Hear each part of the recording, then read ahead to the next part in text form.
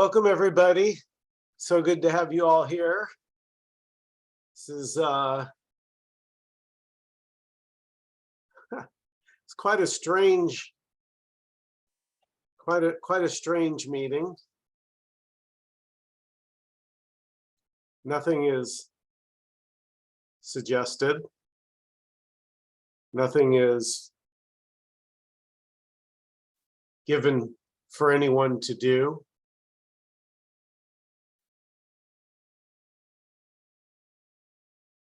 Because the message here is there's just what's happening. Just this, just what's happening. So the Zoom meeting, the sound of my voice, shifting in your chair, scratching, taking a sip of coffee. Just whatever's happening. So simple.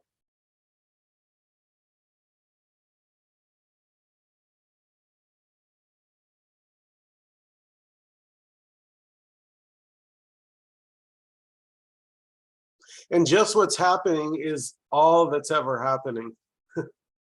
Just what's happening.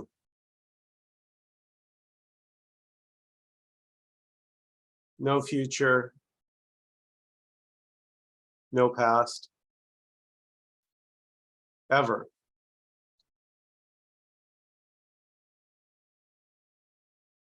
Just the simplicity of what is, which doesn't require thinking.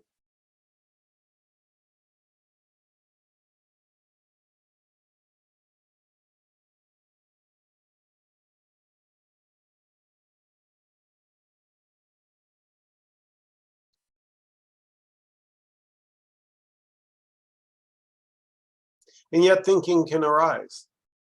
Nothing wrong with thinking. If thinking is what's happening, then that's just what's happening.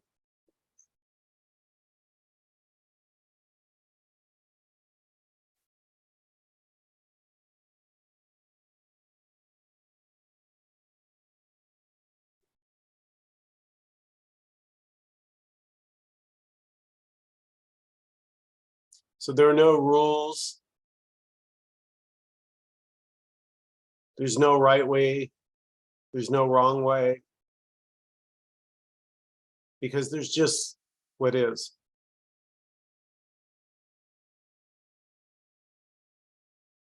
And what is isn't for a me or a you.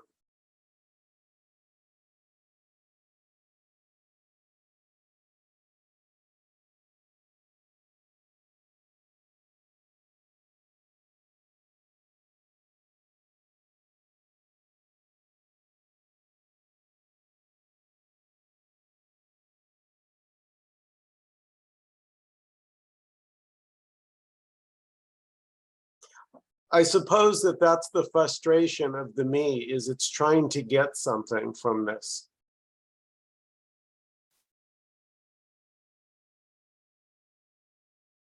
But there's nothing to get. Nothing needed.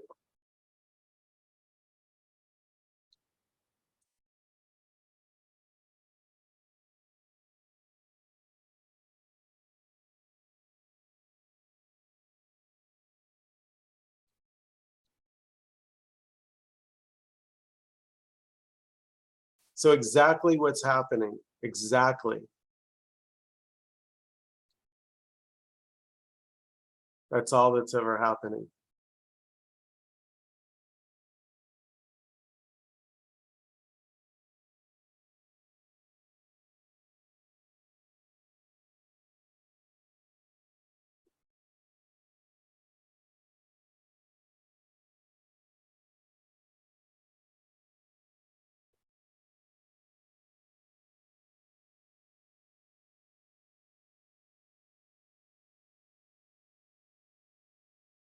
It's almost as if you have to go into the past, remember that you're a me, and then you can start looking for things to do as a me.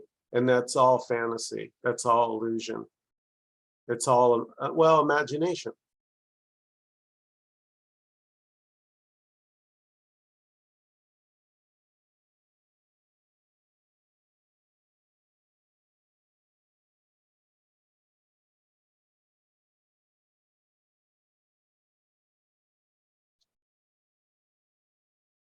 Even the feeling that this isn't it is it.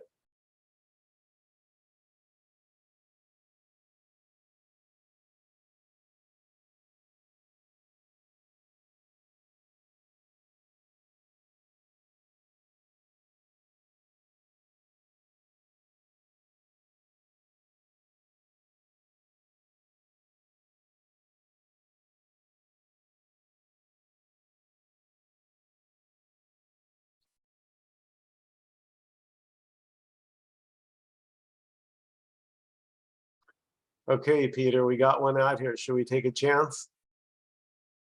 He's laughing. All right.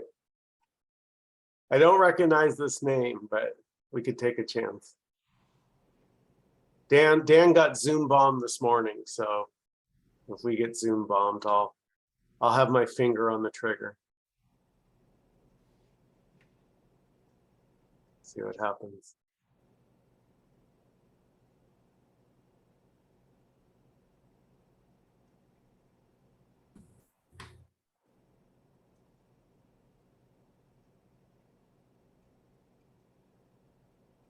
So this is an open meeting. Feel free to unmute if you have a comment or question you'd like to jump in.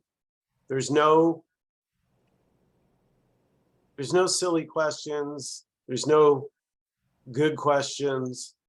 There's no bad questions.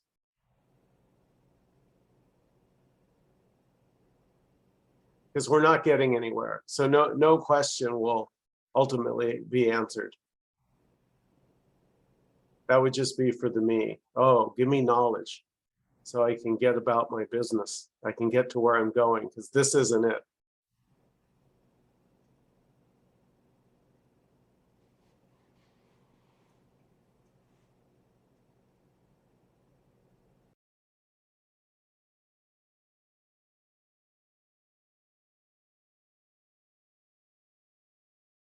What's being shared here is not in a story. It can't be contained by words. It can't be contained by a story. It's too immediate. Stories, as I said last week, are always about. They're secondhand. Let me tell you what happened to me today. It's about. What is just ever present. Whether you notice it or not, doesn't matter.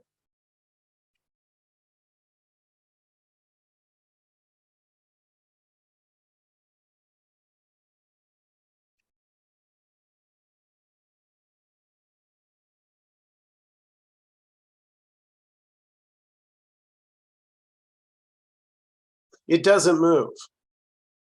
What we're pointing at never moves.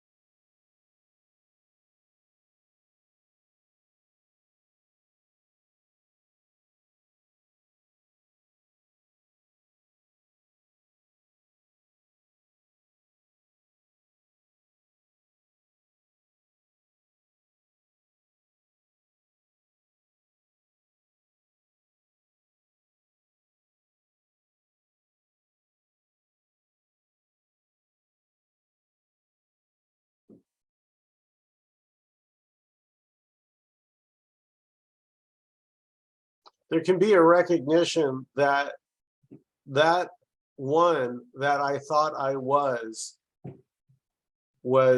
imaginary. That whole life that I had, that never existed. It was never my life to begin with. It's not that the you drops away. That's how this message can be misheard. It's saying that there never was a you.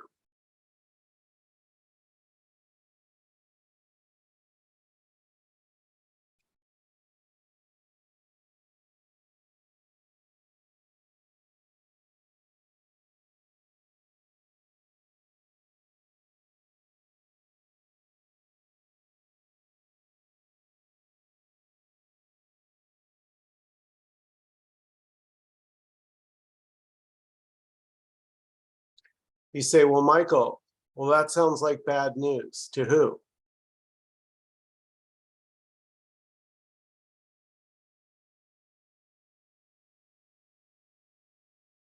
The only one that could sound like bad news to be would be me, right?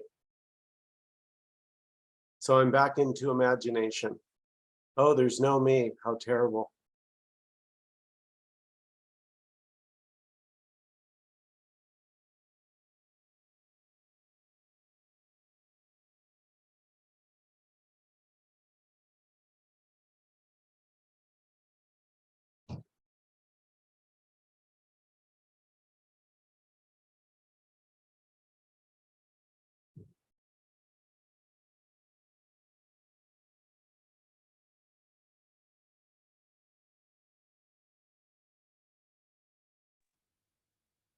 I think it sounds like good news to this me. Well, that's wonderful, Faith, but there's no there's no me here and there's no me there, but it's wonderful, but it sounds like good news. It does for some. I will say that it resonates for a very small, you know, if I were to tell a story, a very small segment of society even cares about what we're meeting here tonight. It's so rare because every other meeting is about getting something, how to become better at something, how to get ahead in life, how to get yours, you know, how to beat the other guy out, how to finish on top. Everything is about achieving success.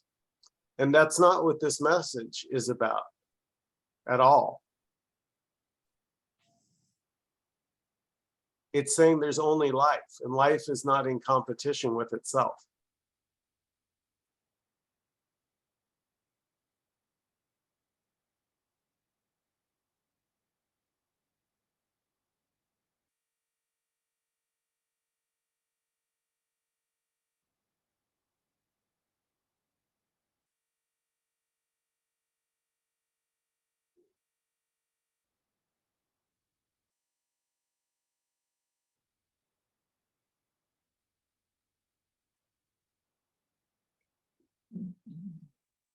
So I heard Tony Parsons say, hi, by the way, Michael, how are you?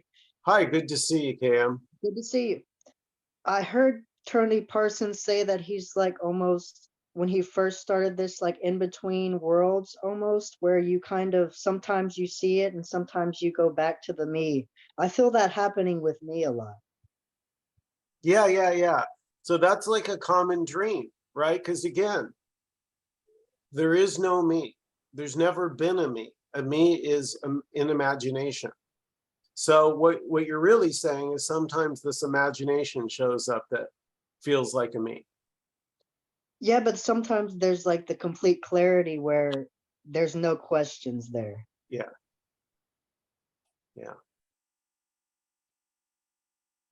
Yeah, there's no explanation for that, KM. It's just what's happening. My name is Keegan, by the way. I meant to change it. I haven't changed it yet. Keegan. Okay, Keegan.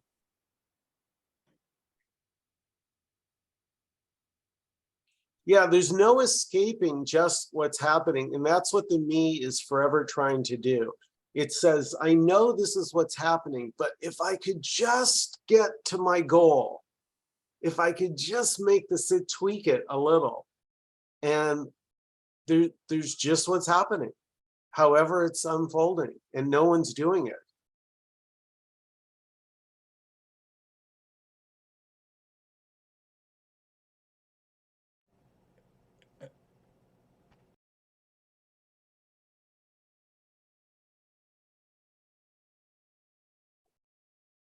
Peter, are you muted? Sorry. Another aspect is to have an imagination of what it is supposed to be like. And for many, it is something static that is, you know, once you achieved it, it's going to be like this. And so there is this constant yearning, just like you said, to meet these criteria that we made up in our imagination. And those criteria don't exist because they're just a concept that we make up.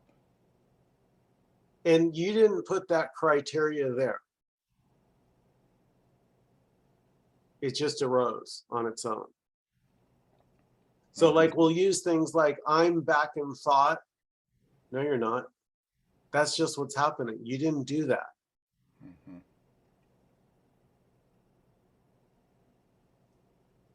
Mm-hmm.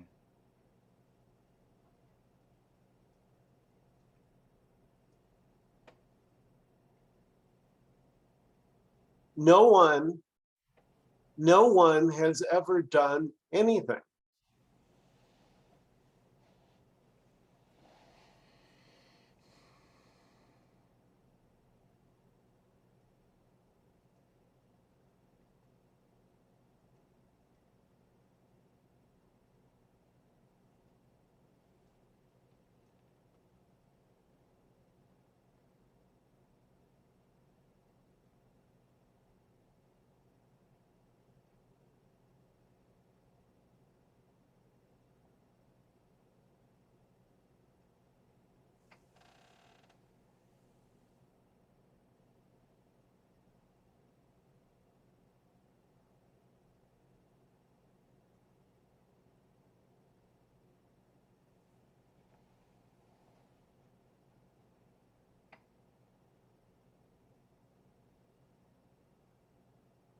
I put up a post yesterday about unconditional love. Unconditional love. So unconditional love doesn't have any conditions. But me, I do. The me has a shitload of conditions.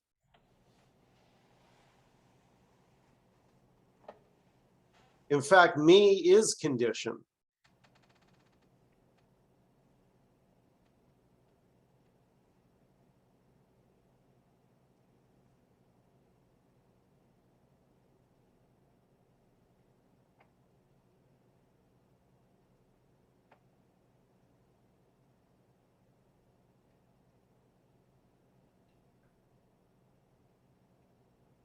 You know, Thomas, maybe we'll just let your dog take over. I think your dog is doing the perfect teaching.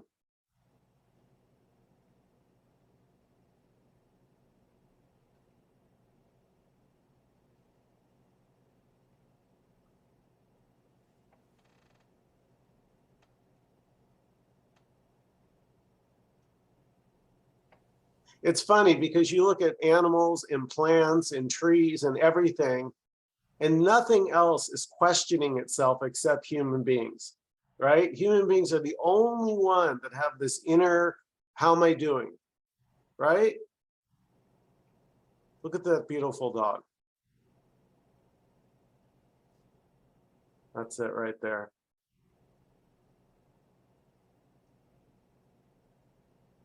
And even the word self-conscious, if you think about it, conscious of there being a self. Yeah, No animals are this. They're not like that. no.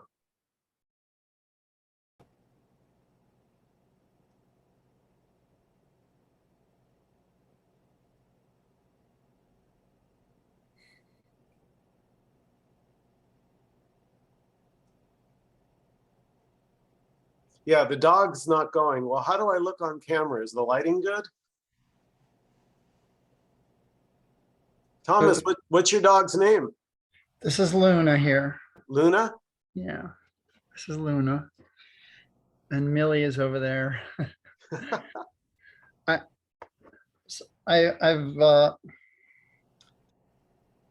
as I've explored different messages, there's this one fellow. So he wrote some books. It wasn't really one guy, I came to find out, but it went under the name of Jed McKenna. All right, sure. And I think I actually talked to one of the fellows who was the author of that. He was in Cambodia, or he's in Thailand, but he died actually. His name was Ken McMorty. But anyway, he said dogs were the most advanced beings on Earth. Yeah, I think Eckhart said the same thing. So even though there's no doing, like if I have to think of myself doing anything, the seems like the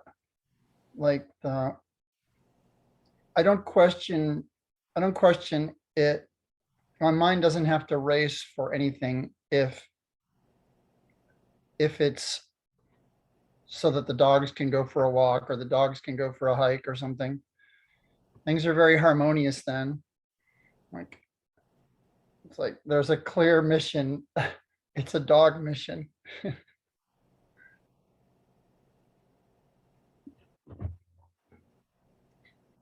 Maybe it's not, like maybe that's I'm really enjoying this, by the way. It's just like so soothing. Just never hear this ever, except not from people that are actually talking real time, only like on YouTube and such. Yeah. So it's so beautiful to be amongst these things that are being said here.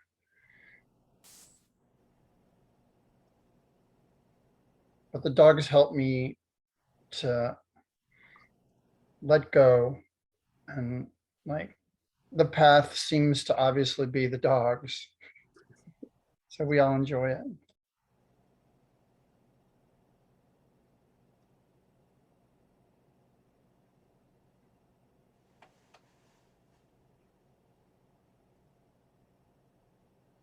So since we're talking about dogs, um, so Luna there, that dog, beautiful dog, has no sense of me. But is there a dog there? Well, dog is a label for this. All words are a label for this.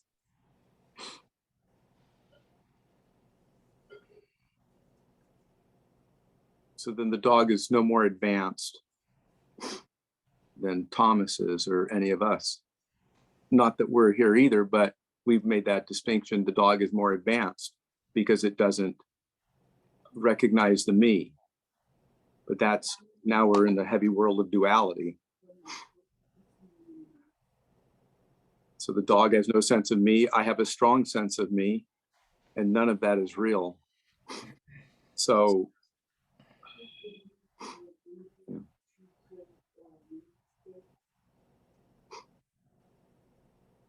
it's all just happening. What is advanced though? Like, what is the meaning of advanced in the true sense of what we're talking about?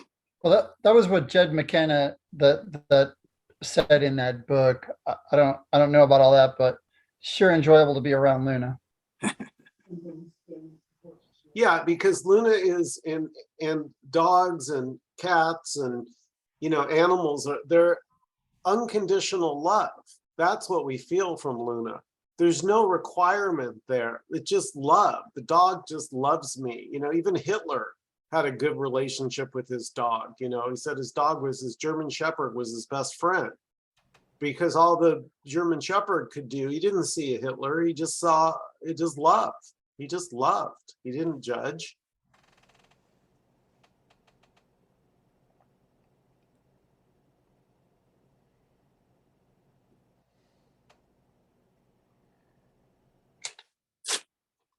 Around this place, there's a whole house that's being built. So if I talk about it like I'm doing this and I'm doing that, like I'm rebuilding this whole house, I'm starting over in life, and all those things,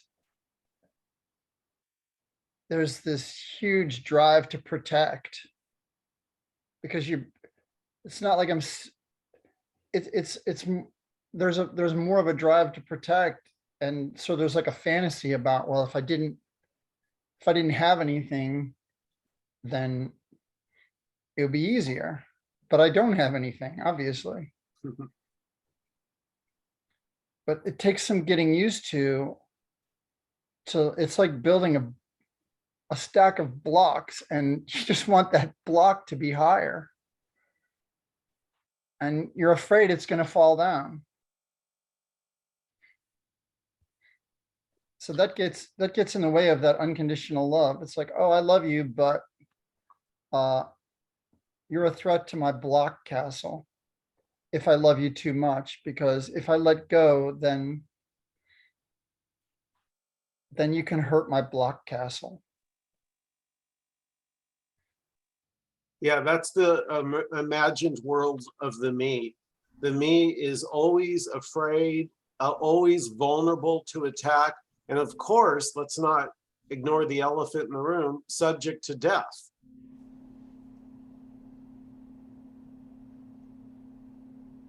The me is constantly needing to preserve itself.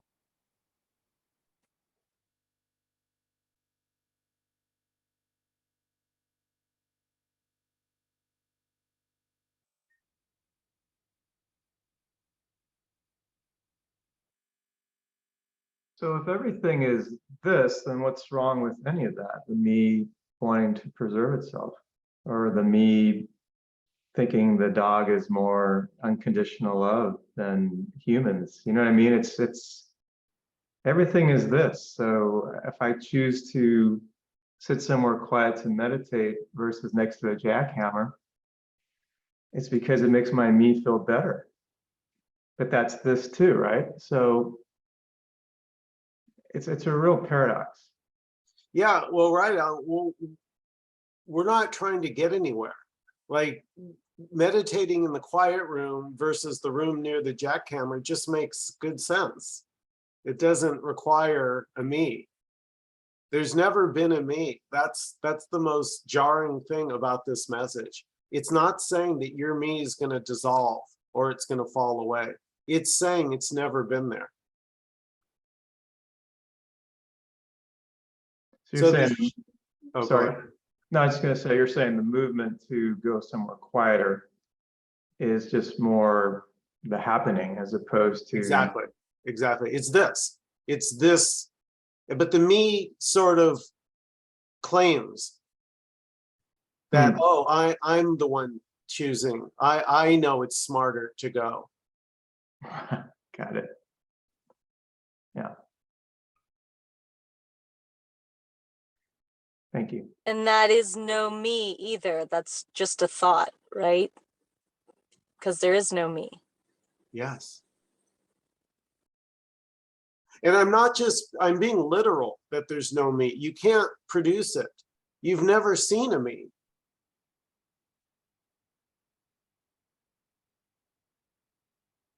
That's why it's imagined. That's the best it can do, is imagine that it exists.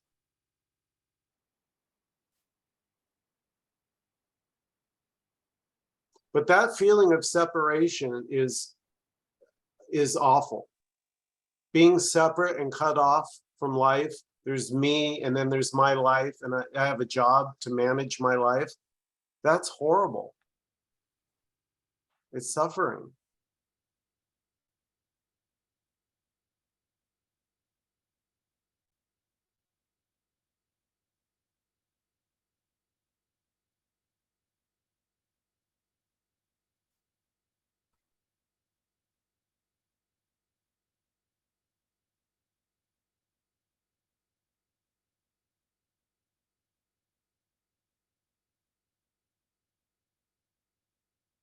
It's suffering, but in it, it's also the like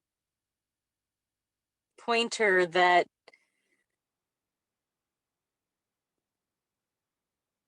that's not it, or I don't know how to put it to words. Because the suffering's like the pointer, it's like the knowing that that's not it, or I don't know how to say it. Yeah. How many can relate to what Jenny's saying?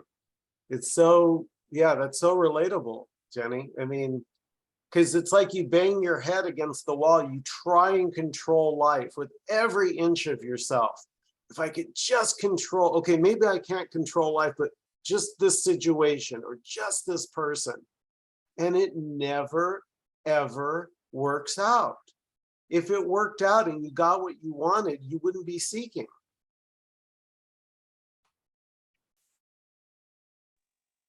Yeah, or even that seeking thought that you need to get, I want to get this. It's like the moment it's kind of remembered, or I don't know how to say it, but wait, there's nobody to get this. There's nothing to get. It's like, but that tightness comes with that, just that one, belief, or I don't even know what it is, Yeah. So let's be with that, right? So I totally feel what you're saying, Jenny. It's like there can be this disappointment or sadness, like I just can't get this and I really want it. And I just know my life would be better if I understood what Tony Parsons seems to know, or Jim Newman, or someone like that. So let's be here with that, because that, even that sadness is not, that's this too. It's not you feeling Yeah. sad that you're not getting it. You just can't escape this. Right.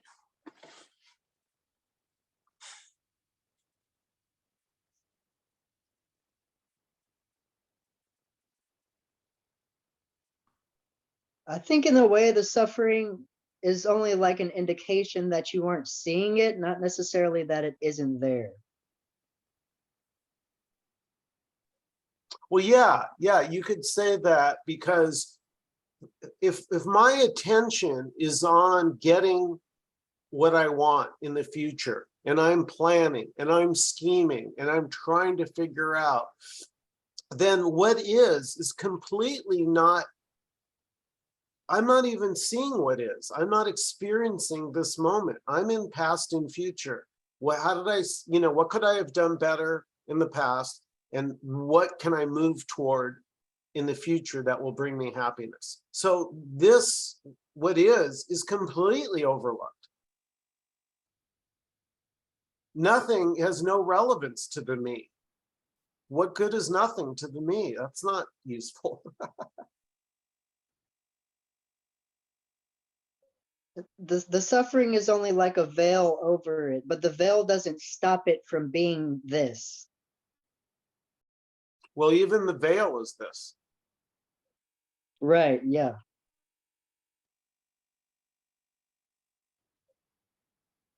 So that's what I mean about unconditional. The me is conditional, right? Every me has conditions, things I like, things I don't like. But what is unconditional. So everything is free to arise just as it is. And that includes the bad stuff, the murders, the crime, the rape, all the stuff I don't want any part of. That too is allowed. There's no conditions to this.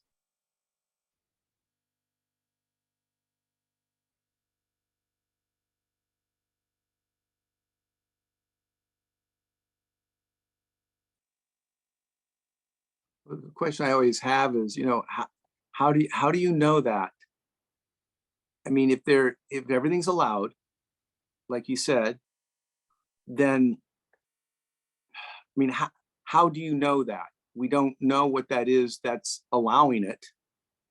So how do you know it's all allowed, that there might be in the nothingness something, well, as an aspect of the nothingness, or the nothingness itself says, I allow this, I don't allow that.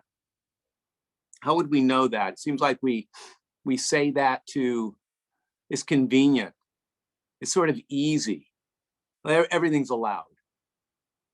And I just don't, how would one know that? Okay, so what's not allowed? Whatever it is that's not allowed, I'm not going to know that, because it's not allowed. And yeah, I'm not going to know it. It's not allowed. To think that I would know it, whoa, that's big me. I'm not going to know it. There might be something in the whole thing that we don't know. Beyond the part that we're saying, we don't know, which is coming from the me, probably. But we don't know. So But we not, can't. the message here, Don, is nothing is knowable. But we just said everything's allowed. That can't be knowable. Correct. We made it sound, yeah, so that can't be knowable. So No. there might, based on that, there could be something that's not allowed because we don't know. And what if we find out there's all kinds of things that are not allowed?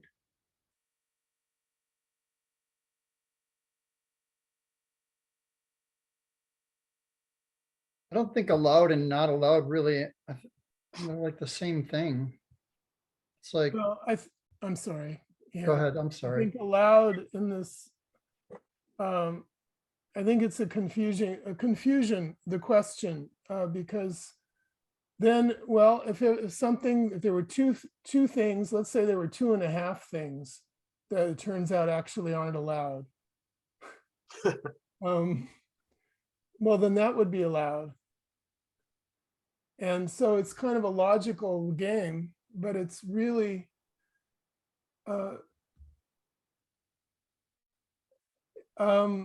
the thing is, allowed and not allowed, we have a logical assumption that those are two different things. So we need now, the mind needs to find out, is everything allowed, or is there some things, there's some category that's another thing that's not allowed. But actually, the problem is before we ask the question, because the fallacy is that there are two things. There's yes and no, or there's like allowed and not allowed. The mind assumes that those are two different things. In other words, that there's a division possible. So when Michael says everything is allowed, yes, it's just language. So it is going to be contradictory. We are always going to be able to ask the kind of question that Don, that you're asking, because you're speaking for the mind when you ask these wonderfully exquisite questions and try to catch the hang up in what's being said. And we can always do that because language is always contradictory. But what a statement like that, it's all allowed, is trying to point out something that can't actually be said. And how do I know that? Yeah, there will never be a proof for things, to say how we know. That's the point. We don't know. But even to say we don't know is just to kind of trying to express this thing that knowledge, when I say I know, it means I've been able to draw the line here about what is true, and I've been able to exclude everything that isn't. In other words, I know what is known, and I'm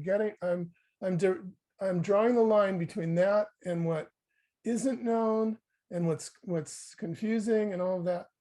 And that's the process that we're pointing to doesn't exist. So, and it can't be expressed in language, but it can be, it's obvious. That's why you'll hear these non-dual speakers saying a lot, well, it's unknowable. And if you pin them down, they'll say, I can't know it. It can't be understood, but it's obvious. And that's the same, that's why we have the nerve, so to speak, to say this in public, only because it's obvious. In other words, there just isn't two. There isn't a line. There are no lines here anywhere, and the mind can always say, well, yeah, but how do I know that? And that is anyway, yeah, I don't know. I've said enough. I hope that made some sense. I would say, which is why I come here every Wednesday night, I agree with it. Like the message here is very clear to me. But I think in Don's defense, I think anything we say is still an explanation. Like what you just said, Dan, was beautiful. And in a way, you're trying to, talk about the indefinable or what the non-duality speakers say. And I agree with it, actually. I mean, I resonate with it, to use one of Michael's favorite words. But I still think if we say anything that comes out of our mouth, right? Anything, it is an explanation. It is some form of guide and direction, and it's beautiful. But I think, again, to what Don was saying, is that it's still tricky because we're still pointing to something that's not describable and definable.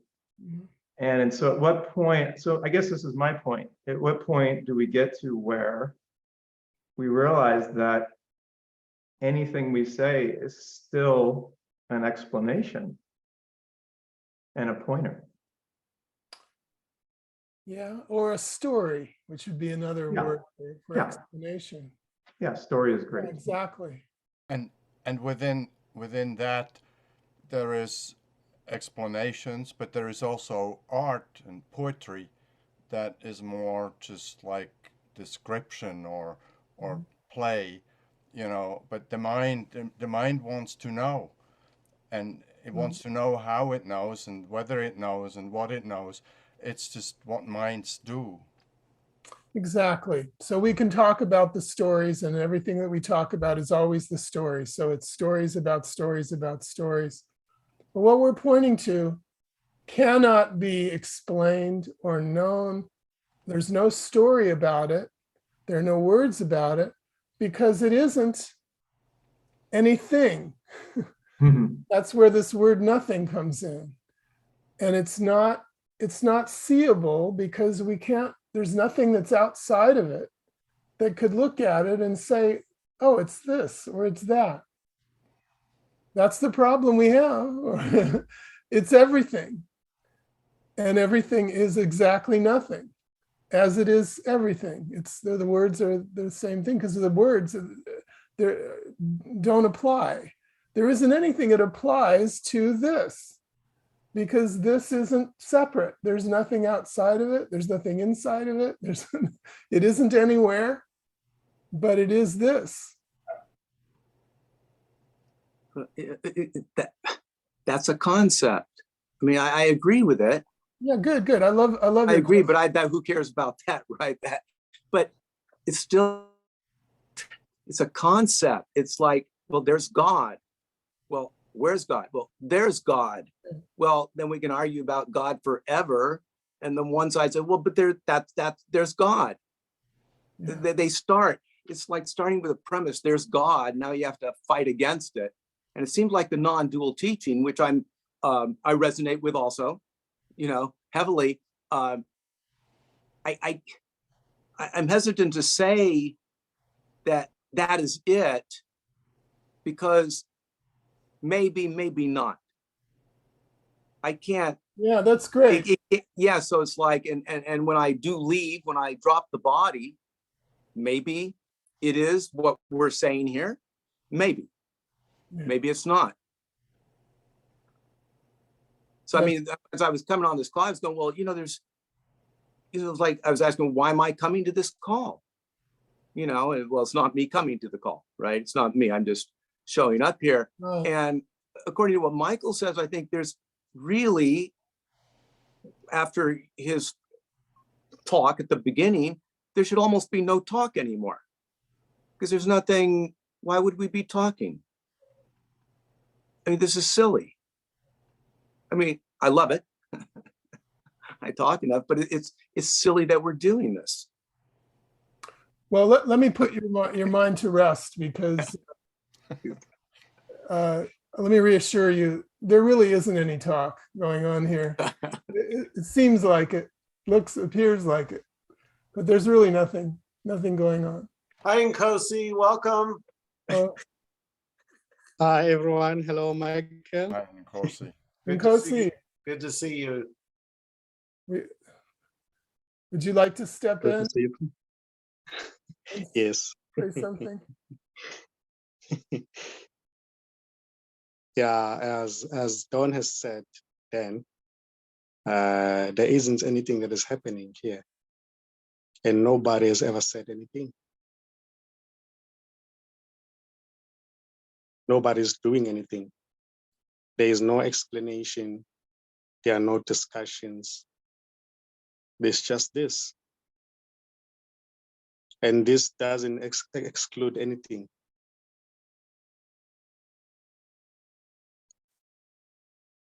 Everything is included in it. Discussions, what may seem to be arguments, not getting it, getting it, getting closer to it. Everything is this.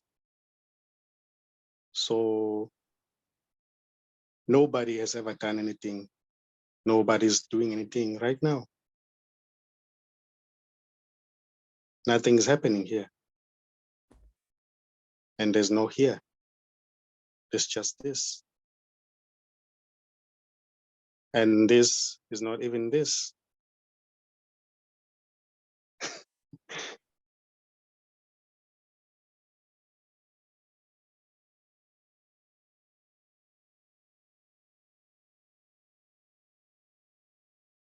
This is beyond any description.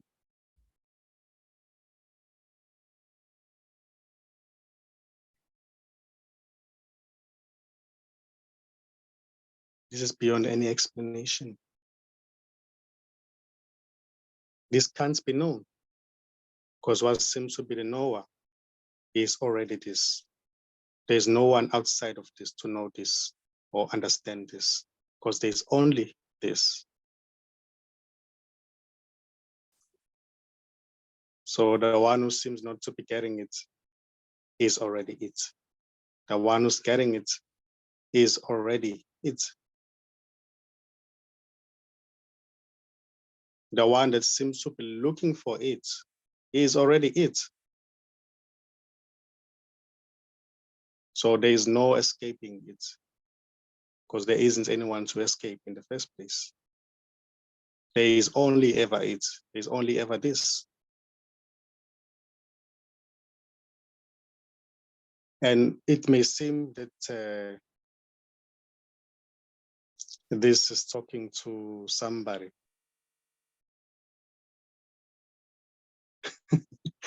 But it's just talking happening. Nobody's talking already, and nobody's listening. It may seem as if there's an entity or somebody who's listening, but there's just listening happening. There's no real somebody who's listening. There's no real somebody who's understanding anything here.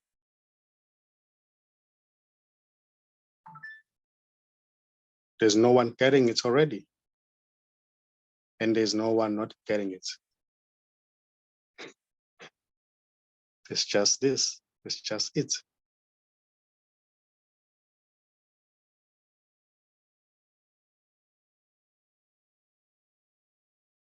It's just this, or it, dreaming itself to be an individual who's trying to get to itself. But it's only this, expressing itself in a limited aspect of it, in a limited way, trying to know itself.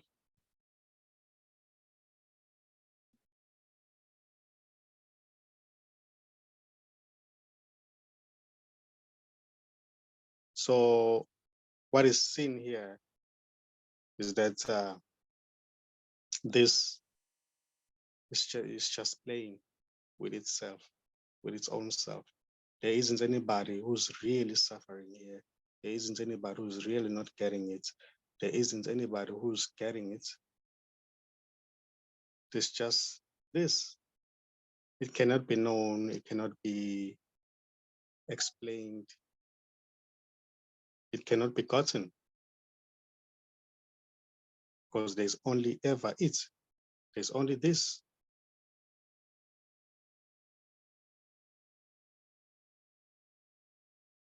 So it's okay not to get it.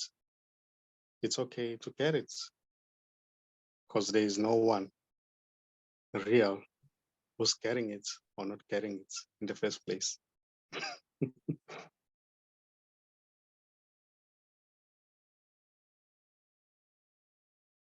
So it's beautiful in a way.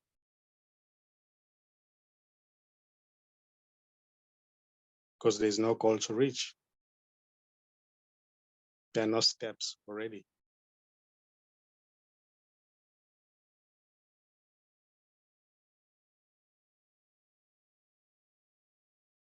There's no journey already.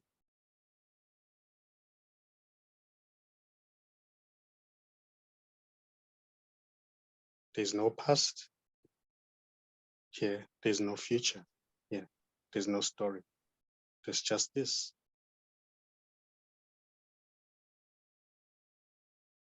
May seem to appear as a story. May seem to appear as a somebody, but it's still this.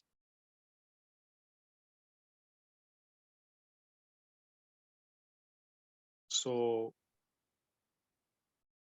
it loves every expression, because every expression is coming from it, is it already, including the limited expression, the unlimited expression. So it loves itself. It loves what seems to be an individual. It is not trying to get rid of its own self.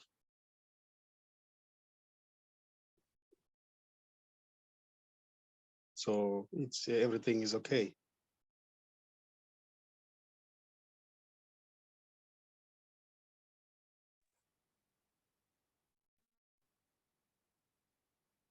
Already. So yeah, that's what seems to be coming up here. Beautiful. So I gotta say, so I want, Nkosi, I want what you're talking about. I can't have that because I am that. Is that sort of true? Yeah, exactly. And The one who's asking that question is already this. So there's nowhere to go. and feelings have nothing to do with it then. I would think if I were that, I'd be blissful or happy or that, but that has nothing to do with it, right? Yeah. Yeah, okay. That's beautiful. I gotta say, Nkosi and Don, how can you have what you already are?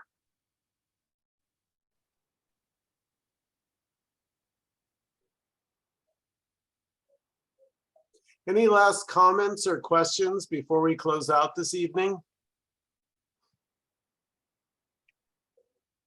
Well, I always have something to say. It's like, I just got to say thank you. I mean, it's only been an hour. I don't know why I came on this call. You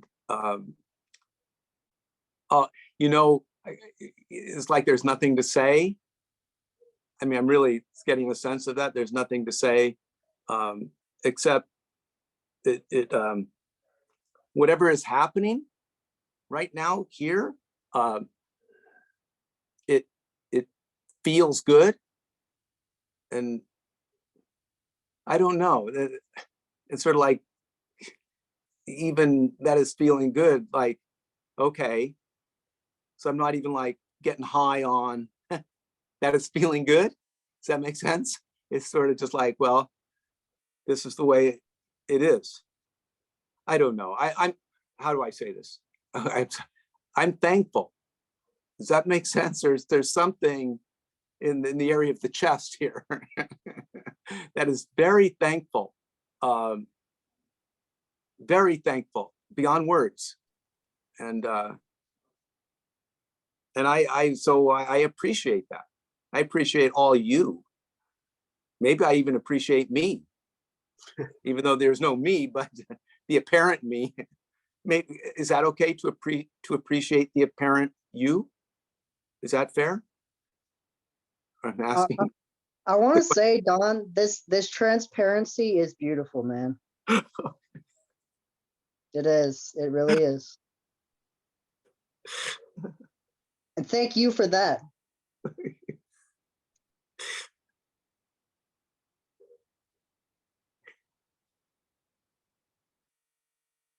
It's allowed.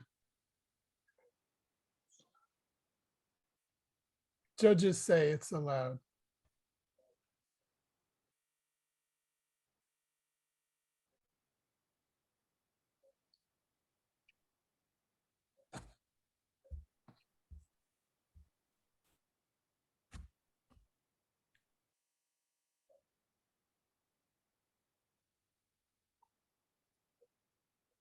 Super cool.